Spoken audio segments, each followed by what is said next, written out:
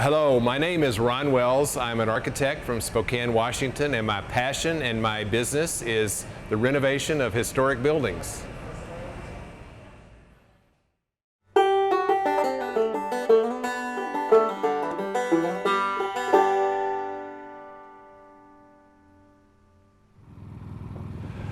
What I do as an architect is I look at historic buildings that have potential for renovation and repurpose and reuse, like this steam plant, and then I put together the investment package to buy the building or buy the building with other investors. And I'm the architect, and my company, we're also the general contractors usually, so most of the time we build out the design that we've produced.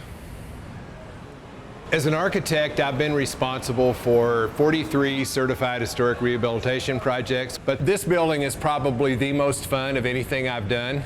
The exciting part about this building is that most of the character of the metal, the machinery, the pipes, and the tanks is as it was. So someone who's a sophisticated boiler maker or worked in a steam boiler operation can come in and wave their arms and point to the condensate return tank and the coal bunker, and they can say, here's how it was fired, here's how it was fueled, here's how the steam was produced, and the steam went out at this point and it heated the buildings downtown. There's not a day that I don't walk in here and still fall in love with where I work because of the ambiance that the building itself puts out.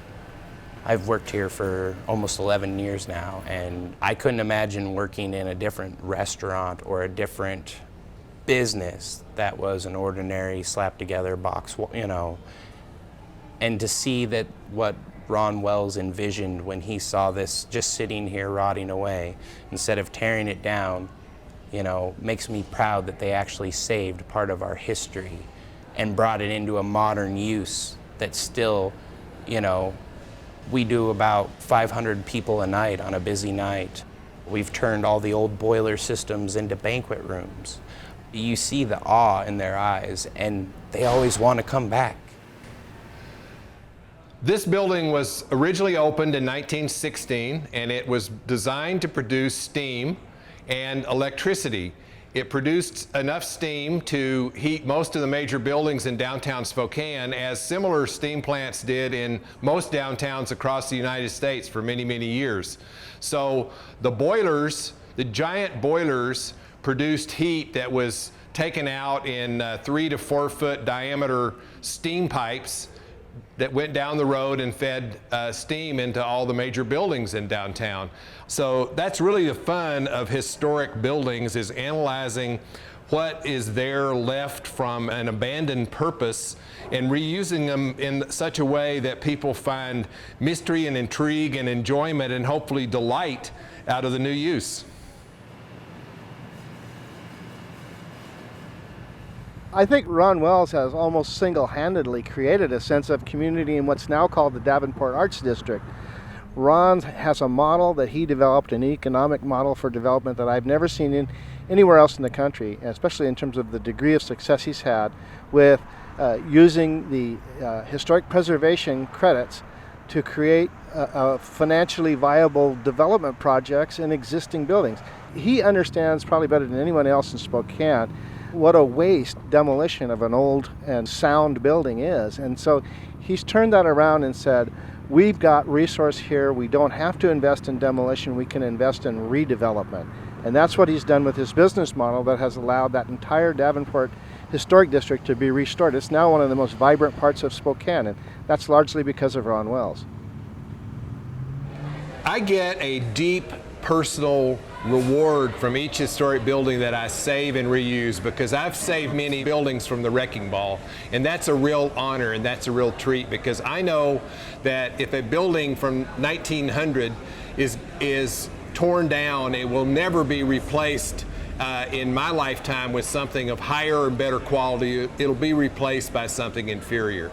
So I really get a thrill, a delight out of seeing a building saved and put back to use.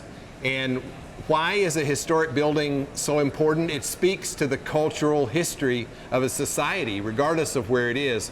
Buildings in the western part of the United States speak to the development of cities in the West that really started only about 130 years ago, and it's a relatively short history.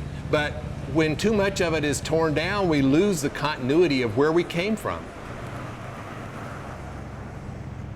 I happen to have grown up in an old house, a historic house, and when my mother died when I was 17, I persuaded my father to buy an old house across the street, and together he and I renovated it.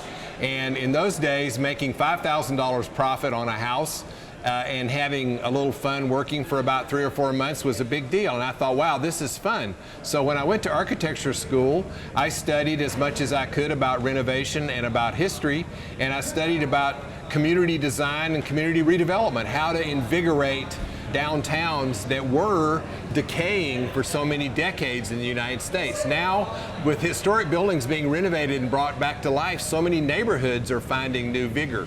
So I really happened into a career that was a passion for fixing up old buildings, and I just realized when I was 29 years old, I was going to give this a try and try to make a living, and I was very fortunate. I'm one of the most fortunate people I know, because I do what I want to do every day, and I love doing it, so much so that my wife frequently has to say, are you going to spend a little more time on Saturday or Sunday instead of working? Because I love what I do, and the next project is always potentially the most exciting one.